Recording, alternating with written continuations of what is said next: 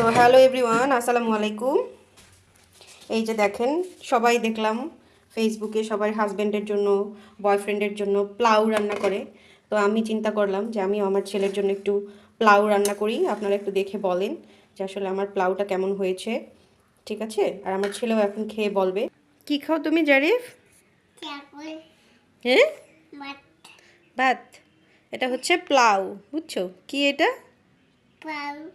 পাও। হ্যাঁ, একটু খেয়ে বলো তো কেমন হয়েছে। আমি একটু দেখাই তো, মাম্মা একটু খেয়ে দেখাই তো কেমন হয়েছে। বিসমিল্লাহ, একটু খেয়ে দেখো তো কেমন হয়েছে। ও গরম। মজা জারিফ? হুম, জারিফ মজা? একটু বলো তো মজা। ইয়ে নাম নাম। তো ভাই, আপনাকে জাগো আমার এই ভিডিও দেখার পরে মোবাইল ধরে ছুঁড়ে মারতে মন চাইতেছে। সত্যি কথা, আমারও এই টাইপের এই যে কন্টেন্টগুলো আজকাল হয় না, যে পোলাও, আমি আজকে গরুর মাংস রান্না করছি, আমি আজকে হ্যান রান্না করছি, ত্যান রান্না করছি, আপনারা দেখা বলেন কেমন হয়েছে। ভাই, খাবার দেখা আপনারা ফেসবুকে ফিল্টার দেওয়া দেখা কেমনে বলবেন কেমন হয়েছে? আল্লাহ মাবুদ জানে।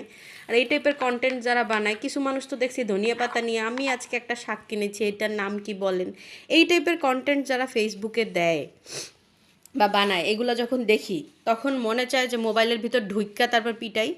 তো যাই হোক, আপনাদের যেরকম আমাকে মন চাইতেছে ওরকম আমারও মনে চায়। তো ভাবলাম আমি একা কেন বিরক্ত হবো, আপনাদেরকে সবাইকে সাথে নিয়ে হচ্ছে বিরক্ত হই। So thank you everyone, tata bye bye. নাইলে এখন ভাতের শ্রাদ্ধ হইবে, আমি এটা ঠিক করে আমার ছেলের একটু খাওয়াই। আল্লাহ হাফেজ।